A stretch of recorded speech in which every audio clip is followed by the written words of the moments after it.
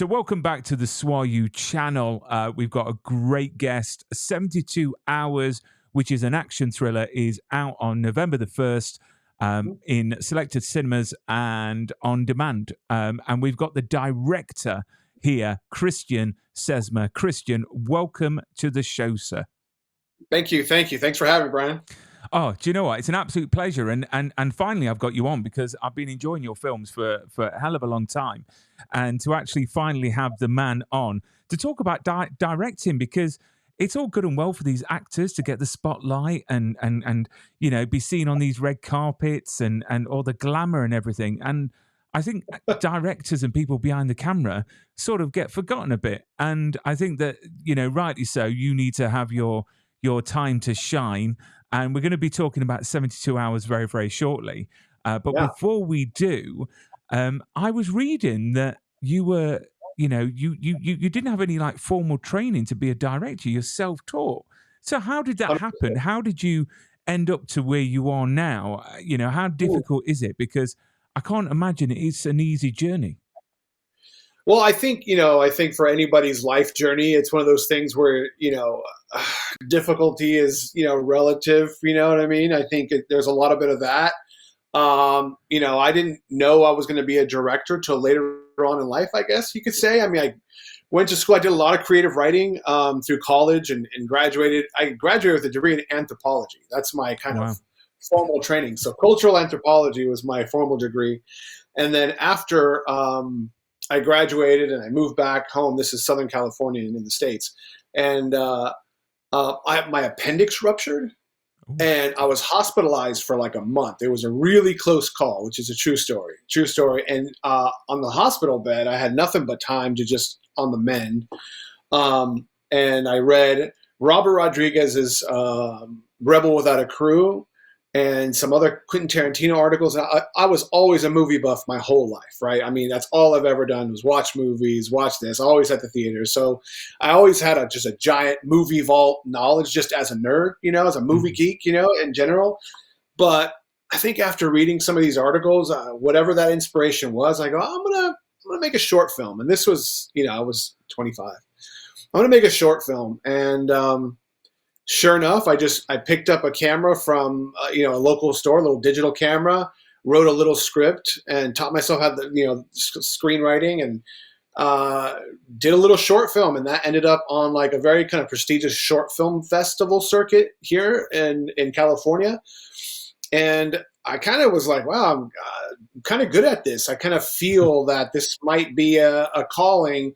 And then I did another short film.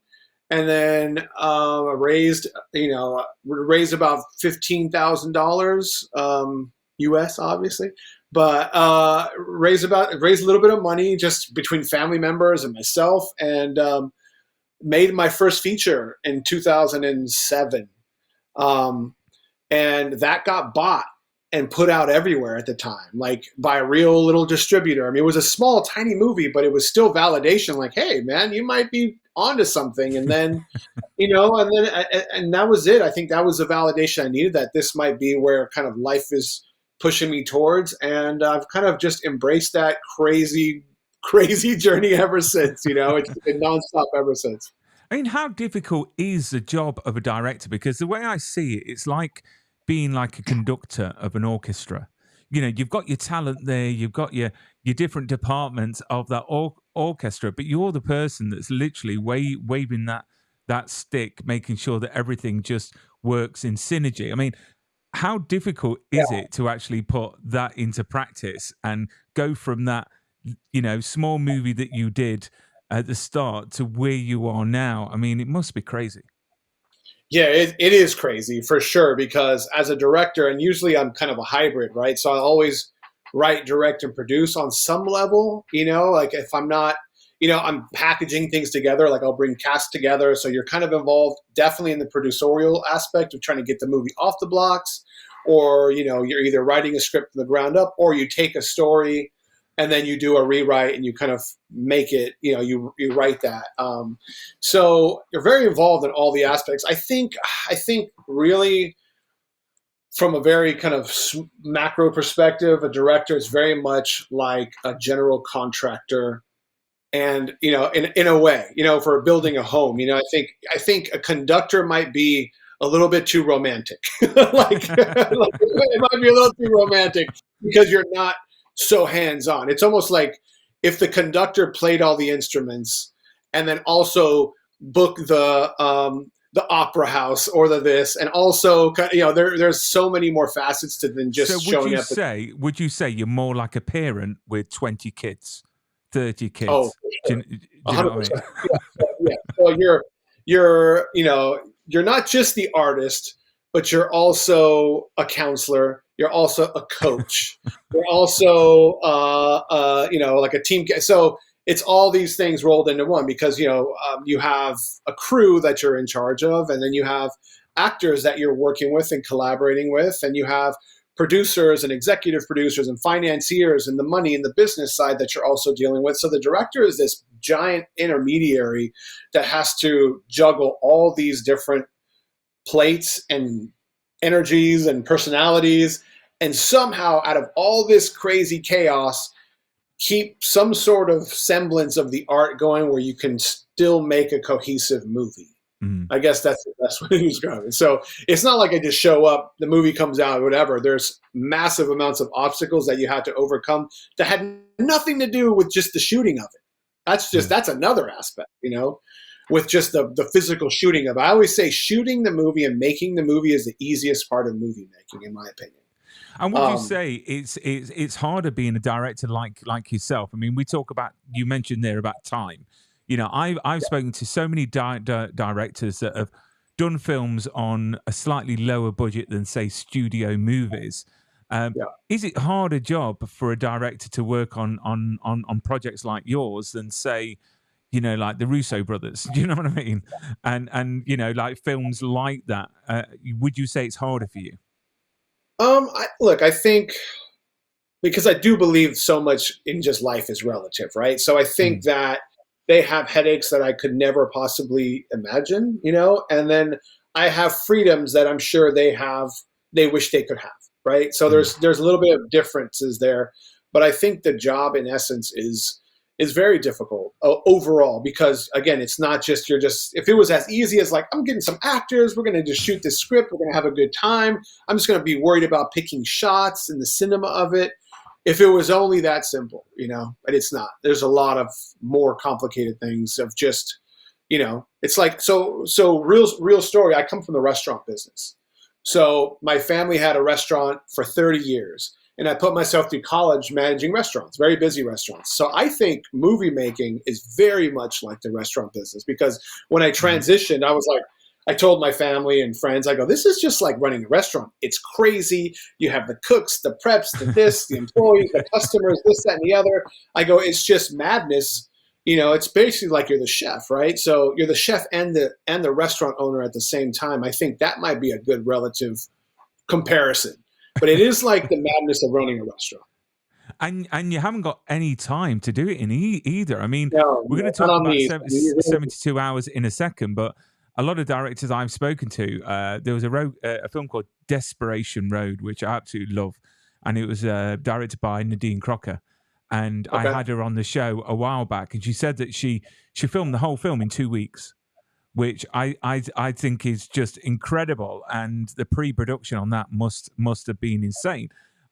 But when you started out, did you have a plan in place, or do you have a plan in place in what you want to achieve as a director, where you want to go within the business? Oh yeah, for sure. I mean, I definitely have a set of kind of internal goals that I'm always trying to get to, and this, that, and the other. And I think that, I'm very grateful for where I'm at and where the career is at so far. I definitely feel I'm at kind of just the start of my career, in essence, like where I want to go, and kind of where my tastes and talents want to lead me. But, in the independent film arena, you really are relegated to very little time and very little resources. And I think because I didn't have any formal training, I always had either it's delusion or ambition. I get called both ways. So it's like, I've been super ambitious with, like, I've always really tried to push the envelope on every movie I've ever done to make it feel, even though we know it's not, and we could tell it's not on some level, I feel like there is something with regards to, the movies that I make that have a feeling of a studio feel. There's some scope, there's a music. I mean, there really is this kind of feel that feels a little bit not small, and I think that, we don't get into the budget of things, this, that, and the other, but I think if people knew how much we made these things for, under the obstacles, this, that, and the other, it should just be, 2 actors in a house. But I can't have that, like that's not, for me, that doesn't feel like cinema. Yeah. So, I'm always trying to push the scope on everything that we've ever done so that at least you feel like you're watching a film. There's some cinema involved for sure. I know I mentioned earlier on about the orchestra and having some great musicians. I wanted to shout out Lights Out, which I thought was an incredible film. Incredible cast as well. I even said to Scott, I said that Scott is a great action star. And I think that he gets overlooked a lot of the time for his acting ability. And that ending with Scott is so great. I mean, I left watching this film taken away thinking, do you know what? Scott is actually a really good actor. Don't get me wrong, in all the films he's in, he's incredible. Martial artist and he's got that right ingredients. A bit like, when you look back at the Jean-Claude Van Damme movies of the 90s. But I was really shocked at his acting ability.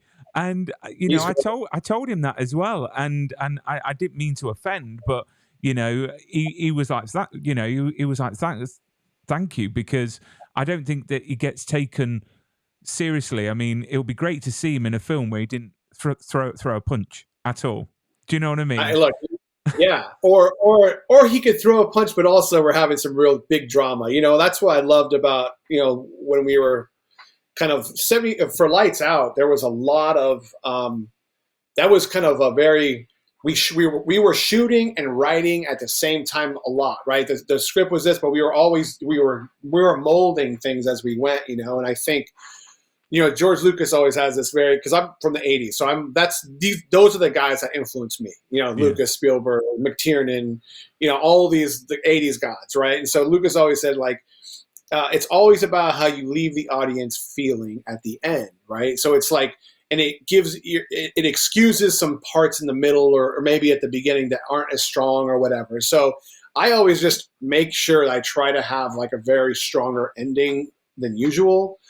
Just so I feel like the audience goes, oh, wow, I feel like I try to always tie things up with a kind of a neat bow. And I think Lights Out had that for sure with, the voiceover of Grillo's character walking off into the sunset in essence. And then, Scott's ending and that whole thing and the family. So it definitely was part of this very planned out ending. So we know that we're feeling that it wasn't just, kicks and punches at the end of the day, which I love too. But we definitely have to be careful. But yeah, I mean, there's actors like Arnold Schwarzenegger, which, believe it or not, I'm not allowed to watch at home because my wife doesn't let me because she doesn't like his accent, and I'm like, that's a bit mean, isn't it? That and Talking Monkeys, so I can never watch Planet of the Apes movies because it freaks her out. But saying about acting, Arnold Schwarzenegger in a film called Aftermath.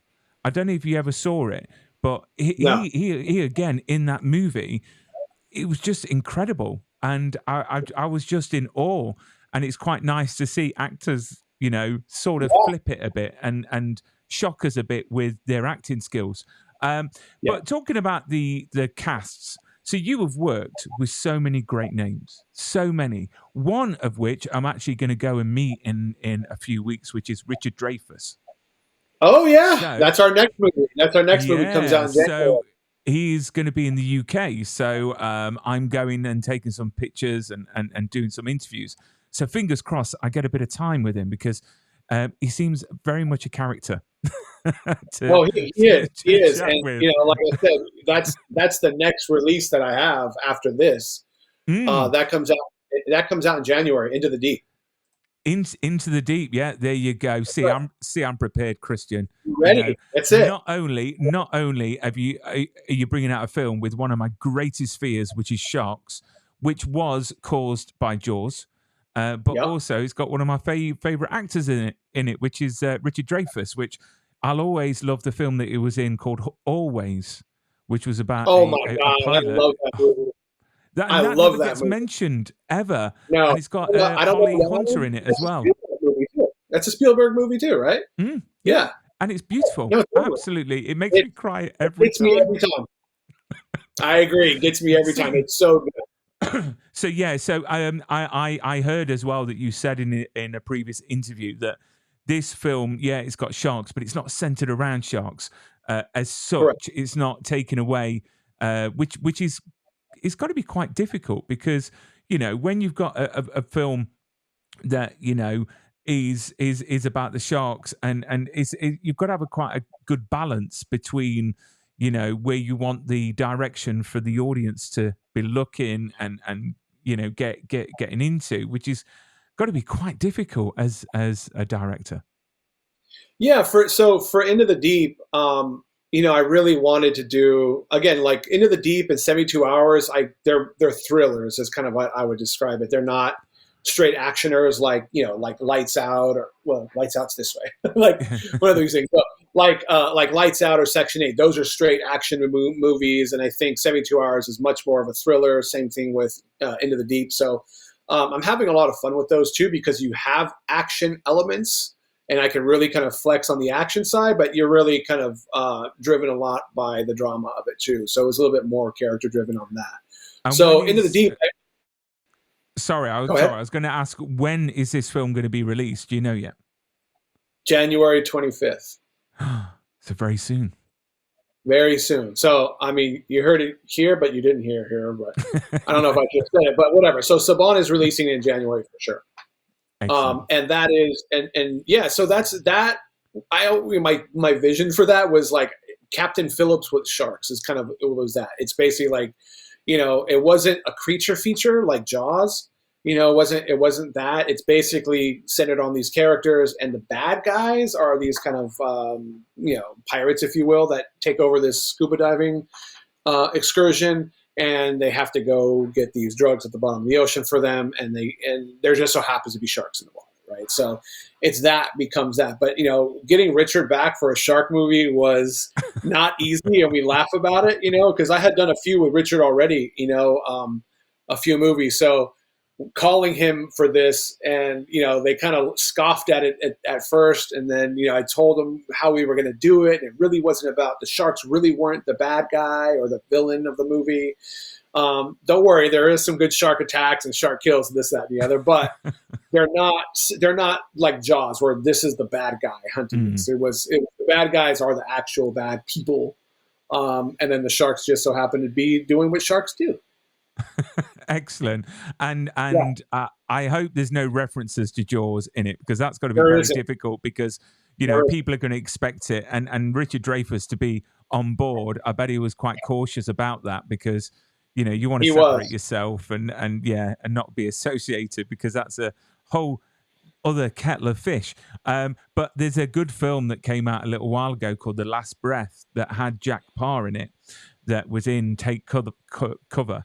And that was great, because that was very much about sharks, but sharks, you were more focused on the divers and their sort of struggle than actually the sharks themselves. So, yeah, that's really, very much like this. Yeah, it's like this. So, talking about the casting, you've worked with Richard Dreyfuss, Luke Goss, which I think is great, because anyone in the UK, I love Luke, man. Like, I love Luke. Like, we've done so many together. I was just, it's funny because I was watching, I think $1 Million Baby was on the other day, and Luke just looks so much like Clint Eastwood. Like, he really does. Like, he just has these features. But I was like, what? I've got to call him. Luke is a great collaborator. We've done a bunch of movies together early on in my career, and he just brings it every time. He's an incredible actor, and who would have thought that he was part of a massive boy band back in the 80s, that literally anyone in the UK now, they see Luke Goss and they just think Bros, but then you don't realize how talented he is and how much he can bring to the screen. And he's just incredible. I think the first time I saw him in something was Blade, and I thought he was... for me, that was it. Blade 2, so good. So, how involved are you in the casting part of it? Being a director, do you get a say in what casts you're going to be working with? For the most part, very much so. For the most part, I'm heavily involved because usually at this stage, especially in the independent realm, we are bringing very much our cast together for financing, right? So a lot of these things, not a lot of these things, I would say 99% of these are financed based on the cast, right? So there's a formulaic equation that they, sales and which this year's, okay, if we have X and Y actor, we can make this movie for X, whatever. So for, let's say, 72 hours, my managers and things like that, we packaged that for Sam, Trammell, and Cam. And, Sam and I were talking about a different project probably like 6 months before this. And so I brought him back because I've been wanting to work with Sam forever, since True Blood. In fact, I wanted to work with Sam for this movie called The Night Crew that we did with Goss in 2014. But, big Sam fan and Cam as well. So, that's kind of how this came together on that level of bringing them into 72 hours through like my managers and that friendship and this, that, and the other. So we kind of brought Sam and Cam into this, and then we kind of built the cast around that. I mean, let's talk about 72 hours because, I've had the privilege of watching it, and, I never read up about the movie before I watch it. I like to go into it fresh. And it was a great film. Honestly, it's literally nonstop. You're on my Instagram. It is literally nonstop. The action in it is incredible. The storyline is great. And it just keeps you literally on the edge of your seat all the time.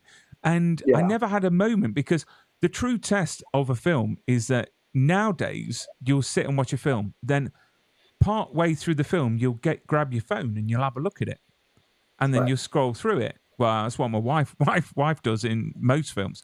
But oh yeah, especially if you're watching at home. Yeah, and then this film, I didn't grab anything. I really wanted to know what was going on. So how would you describe this film to someone that hasn't seen it or hasn't read up about any of it?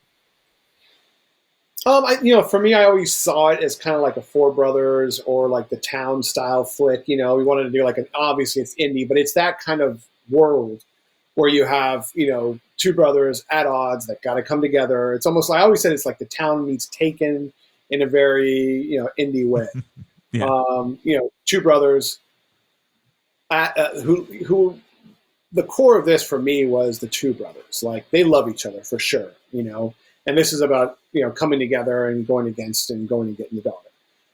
But it was about the relationship of the family in between them. Like, would you turn on your family member for your job, and vice versa, things like that. So I think it's just really about a story about family, what you're going to, how far you're going to go to do that, and to save your family. And would you break the rules? Yeah, it's like that question we are asked as young children, like, would you steal to feed your family? Those morality tests and things like that, or whatever. So it's like, if your family was starving, would you go steal a loaf of bread? And you go, yeah, of course you would. And then you're like, no, that's wrong. That's wrong. You are, that's not what people do. You follow the rules. So it was kind of a simple morality play here. Is, there's times to break the rules. Yeah. And you do it for family. And the way the characters are developed on screen is excellent. And I was suspicious of Cam's character when he bought a BMW for his daughter, for a 16. Yeah. And I straight away thought to myself, because I've got an 11-year-old daughter, and I thought to myself, she's not getting a BMW. So he must be doing something dodgy to afford a BMW. My oldest daughter got my old BMW. So she was riding around, but it was an old one. Well, that's a good compromise, isn't it? And a good excuse for you to get a new car. So what initially, got you onto this? What inspired you to direct 72 Hours? How does that work? Did you get the script through and then you said yes or no? Yeah. So Ojan and David Walks from Toric Films, the producers, great guys. They approached me with we had been trying to work together on something for a while, and they said they had this project, and they were working with a really fantastic team out of Georgia, in the South in the U.S.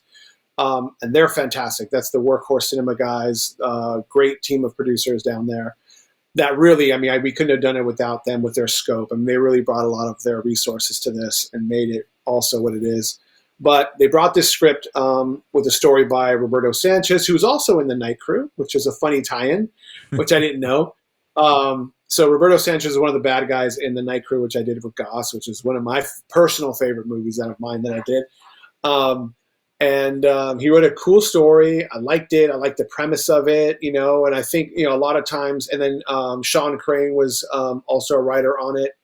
And, you know, I had the opportunity to do like a director's pass, a director's revision on this to kind of what I think where I felt the story needed to go and add some things here. And, you know, always, obviously, like when it comes to like family, writing family, I feel like, I mean, look, I've been married forever and I have 2 girls. I understand family. Like I'm a family guy. So I always want to make sure that those family dynamics are authentic and this, that, and the other. So, you know, just kind of beefed up the action, you know, got deeper into the characters and kind of added some more, you know, classic action thriller tropes. And, you know, I think it was just kind of making sure it's just the, you know, we were checking off the boxes and just where we were moving with the story. I mean, so once we did that, I was like, yeah, let's do this. Was there any point in the film of actually shooting it that you thought to yourself, do you know what, this is going to be a really good film? I mean, do you get those moments in the production side of things that you think, you know what, this film's got the magic sauce? Well, you know, there's been only a few that I've really like I would be like, this is awesome, you know, for me personally, because a lot of these, if to be honest, like I'll speak from a director standpoint, like if you're not always involved all the way to the end, because after this I jumped on into the deep, so I turned to my director's cut and I had to work on another project. So this wasn't 72 Hours wasn't technically my baby, my project, the way like Lights Out in Section 8 where I was much more involved. Into the Deep, super involved all the way through from top to finish. So, you know, some projects you're brought on as kind of like a director for hire, other projects are your baby projects that you're kind of casting and making sure you see all the way to the end. So with certain projects, you don't know because you don't have the final say of everything. You know, you go, okay, this is the intention of what we did. And I thought that the producers did a great job bringing home the intention of how we shot it and what the cut was and the style and the tone. So I think they did a good job for that. And I was like, oh yeah, this is the movie we tried to make. And so I think that once, you know, we had a full cast, and I think Pearson Faudet does a great job as the villain in this too. I think, you know, that kind of relationship, once I started seeing it all come together, I go, this could be good. This could be good. It's like, this could be a really solid thriller that you're like, this is cool. I mean, what were the biggest challenges? Because it can't all go peachy. Do you know what I mean? There's got to be some days where you think, my God, what am I doing? I think on this one, the challenges was just time. I mean, we really didn't have much time. You know, we don't have, you know, it's just time and money on these independent projects. It really is the biggest challenges. You know, you're just making sure that you're kind of able to shoot what I always call, like I have you know, on these I go with a strategy of how to shoot these things. So just to make sure that we're covering all the bases, I go, look, I attack the meat and potatoes first. So I make sure that we can cover the narrative. And then I always also try to make sure that there's very specific scenes that I focus on for myself that hit those big action trailer moments that, you know, that you watch and go, oh, okay, there's some directing going on. There's some scope going on. There's some this going on. So, because I feel like with great actors like we had, I mean, they're nailing their performances and the dialogue-driven scenes very easily. They're fantastic. So, you know, I just want to make sure that we're trying to give as much scope as possible in the time that we had, which is not a lot. And it must be great sitting in your chair and watching these actors perform and having such good, capable actors that are veterans. I mean, Cam done so much stuff, same as Sam, as well as the supporting cast. The daughter, I thought was excellent in the scene in the bedroom. Not to ruin it for anyone, but you've got the but that's a great scene. Yeah, the main bad guy. I forgot his name now. I'm trying to search for his name. Yeah, Pearson. The moment he goes up to the girl's ear and is quite sinister. That's the best way to put it. Honestly, the girl's performance was stunning, and that put shivers up my spine because, he pulled that off completely, and I was like, oh, I hope he gets it. So it's things like that. I mean, I think those kind of moments, I was really cognitive that these pieces were going to fit together with everybody else's performances. So I'm really like, okay, because I mean, for me, I always feel like we have the action bits covered. They look good. This is going to be great. It feels that we're covering that. But, the performances within that really started coming together. So I was really happy with that. Is there a scene that you're most proud of that when you were shooting it, you thought, do you know what? I'm really, really proud of this moment? I do. I think I do really like the brothers together scenes. Like they have a tussle. I like the tussle a lot. I like that. I like how it looks. I like the drama in it. I like their tension between them. I really felt it. I really like Sam and Cam together on these things. Yeah, they did a brilliant job. When those two were together, they were really good. Yeah. I mean, what do you think sets this film apart from other films out there at the moment?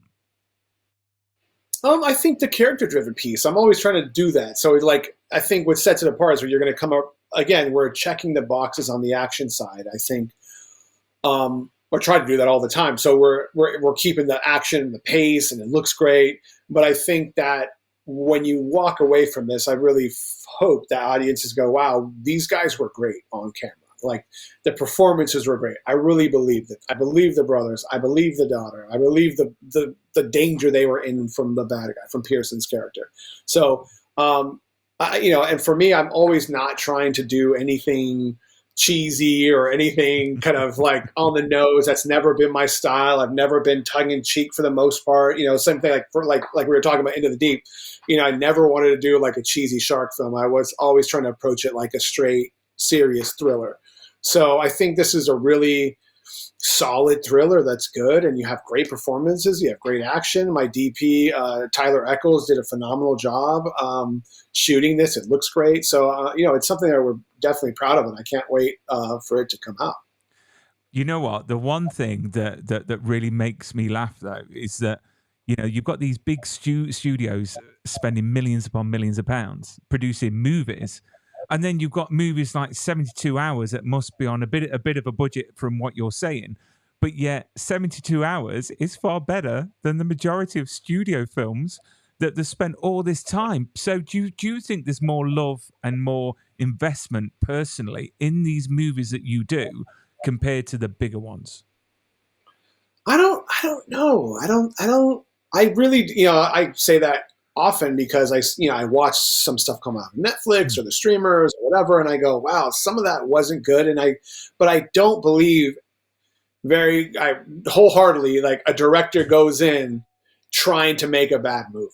I think and that's what a lot of audiences and people don't realize about this business of how many other cooks in the kitchen, back to the restaurant, right? Yeah. How many cooks there are in some of these kitchens that really, mess up the recipe. I think I would say more often than not, a director goes in, does a probably really good job, and then it gets mucked with quite a bit.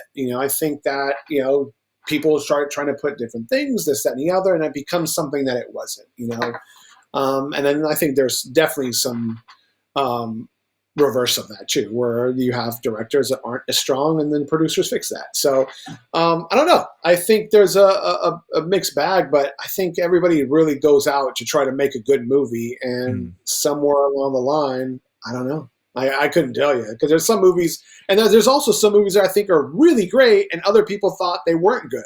I'm like, what? Did we see the same movie? I'm like, wow.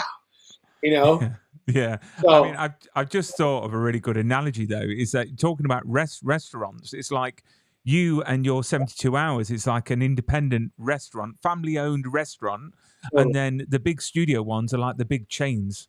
Do you know what I mean? Yeah. Where you'd get a far better meal and treatment and service from an independent family run than a big machine that's a big Yeah, sort that's of a great churning analogy. out Sure. and that's the way I look at big studios. Don't get me wrong, there are some amazing ones that come through that really are very, very good. But I just think that, I mean, it must be difficult to get your movies out and be seen with the amount of content that there is out there. I mean, what do you think needs to happen, for films like 72 hours to be able to get to the masses? Is it budgeting? Is it marketing? Look, I think it's just kind of the way the system has been set up now. I just the way it works. But I think, look how big in the States Terrifier 3, right? The horror movie was a gigantic hit, and that is a very tiny, low budget horror movie. Yeah. But I think there definitely is some movies that deserve to have a little bit wider release. And I think they would do better than people think. Yeah. There are some independents that definitely should go to streamers for sure. You're like, okay, that one you're going to check. But then there's other ones that I go, I'll be honest, I think End of the Deep could be okay in theaters. I just think there's certain projects that might translate to audiences the way Terrifier did. That the genre is the hook sometimes. And there's some that isn't. I don't know. And this is what annoys me as well, is that if I'm right in saying, sorry? You have a Superman shirt on? Yeah. Yeah. Nice. And behind me, there is an original crystal from the original movie, from the Fortress of Solitude, that my wife keeps on trying to get me to sell. Alex Ross, a great artist. Great artist. Do you know what I was going to say? Do you collect things from your films? So you've got your clapperboards there. Well, I was chatting to Brendan Wayne a little while ago, who is the man in the suit. Yeah. And so SWAU, they started off being the Star Wars autograph universe, and now they do a lot more than that. So I had quite a lot of the cast of Mandalorian and Ahsoka on the show. That's awesome. But Superman for me, I am just like literally in awe, and I just think it's a great film. Cinematography wise, it's just stunning. It paved the way to what we see now, which is amazing. But no, what I was going to say was, what annoys me is that for your work to be up for an Oscar, correct me if I'm wrong, but apparently it's got to be in the theatre. Am I right in saying that? It's got to be in the cinema, which I think is completely wrong. I think it's completely wrong. Agree. Because it just means then, the only way you can get it in the theatre is if your budget is big enough. If you are, I just think that's wrong. I just think it's... It is. It is, because, the landscape has changed dramatically. The landscape has changed dramatically. So, I don't know. I don't know what, how that will change in the next 10 years. But, that definitely has to change for sure. For sure. Yeah. There's stories out there that deserve, and believe me, there's stuff that's won the Oscars. I'm like, wow, I did not think that deserved an Oscar at all. And there's other ones that you're like, wow, that totally did. But, that's the way it goes. Yeah, I mean, it's when you look at actors giving amazing performances. And don't get me wrong, Deadpool and Wolverine, you've got Ryan Reynolds and Hugh Jackman, and they're up for potentially, That's crazy. That's the crazy. That's so great. Now, like Hugh Jackman, he kills that role. I mean, he is that role. But is that an Oscar-worthy role? I don't know. Yeah, I mean, he has done films that are, I would say without a doubt. But it just shows it's Disney and it's the money, and it's just shocking. It really, really is. But it's entertaining. It keeps you busy for a few hours. But no, everyone needs to go and watch 72 Hours. So go and watch it from the 1st of November. Hopefully, fingers crossed, I might get some of the cast on the show. And it would be great to have you back on for Into the Deep. And then I'm going to catch up with Richard Dreyfuss in a few weeks, and I'll see if I can grab him for a few minutes just to do a bit of a few words about that film, and I can save it then and then use it for when the film comes out. But Christian, you've been a great guest. Thank you for a great movie and that experience. And I'm going to watch it again, because I always like to watch films that I like more than once, because you normally miss things because you're so, so involved in the movie, you miss things in the background. But Christian, thank you so much. Look after yourself and keep safe, my friend. Thanks. Cheers, mate.